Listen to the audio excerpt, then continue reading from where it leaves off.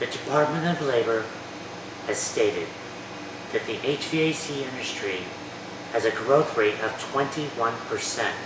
That means there are jobs today, not just jobs that will earn you minimum wage, but jobs that will give you sustainability, that provide you a future of growth, both personally and professionally. The HVAC industry is not what many people think it is. It includes a great many careers within careers. The first of these is controls. Controlling buildings, homes, is everywhere. If there is equipment in there, they need to be controlled. The controls range from simple configurable controls, where you configure these for what your application is, the technician does.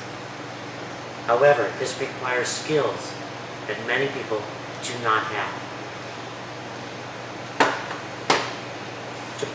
You set up, configure, and install programmable controls such as this, where you set them up, configure them from scratch or from templates to maximize the efficiency and value of not only the equipment, but of the system to customers. To set up variable air volume controls, similar to this, that control individual space temperatures and conditions.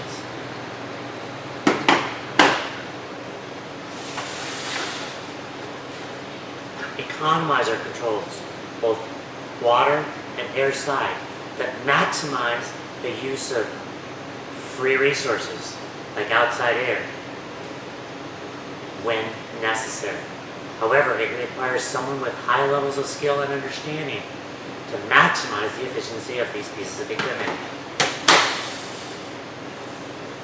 Today, approximately 70% of the energy used in buildings and homes comes in some way in the form of HVAC, lighting, or other things that the HVAC technician has possible control over.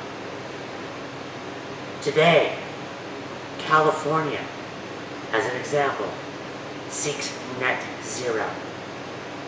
By 2020, new homes will be net zero, which means that they will not produce or require any more energy than they produce.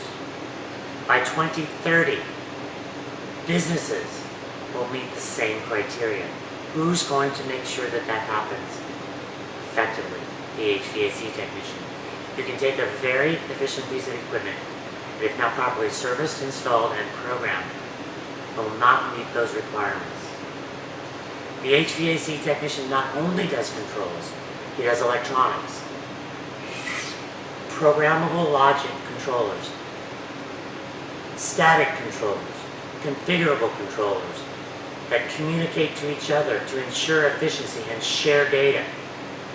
Technicians have to reservice, repair, install, and make sure that these are meeting the requirements laid out by the customer. Computers, time-in systems, not just locally, but globally. Imagine controlling the power production, power distribution, and efficiency of systems around the world, from a desktop, laptop, from a cell phone, from an iPad, or something similar. Programming, putting up large to small systems, complex systems, ensuring that they are programmed effectively and efficiently to reduce energy dependence, to maximize efficiency, and create high value. Mechanical systems, like the ones we see to my side and behind me, to ensure that these are serviced, installed, and repaired properly, to make sure that they are operating at their absolute maximum efficiency. Welding, brazing, soldering, making sure that they are leak-free, making sure that they have the ability to satisfy the customer's needs now and into the future. Physics, applying physics in complex ways that you can't even imagine in order to reduce our dependency on carbon-based fuels, to reduce our dependency on foreign oil, to reduce the outputs associated with burning carbon fuels that could be damaging our climate, to reduce the impact of human input to global climate change and others. I know that that's debatable, but we can do this.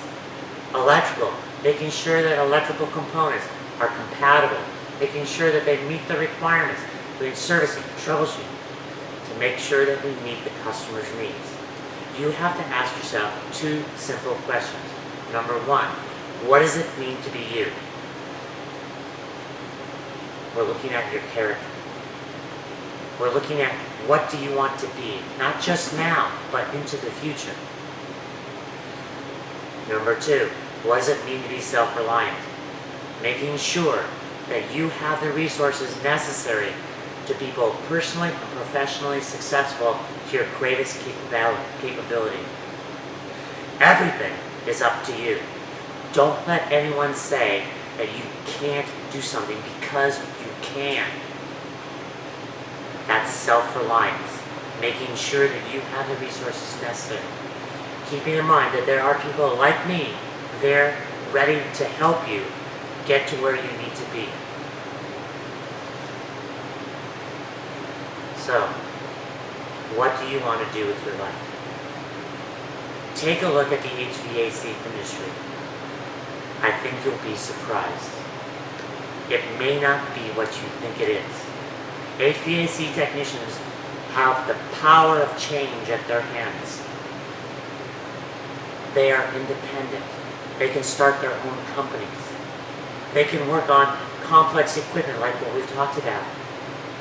They have tools at their resource, like the ones in front of me, that will allow them to analyze, to evaluate system performance, to analyze and evaluate what is in the best interest of their customers.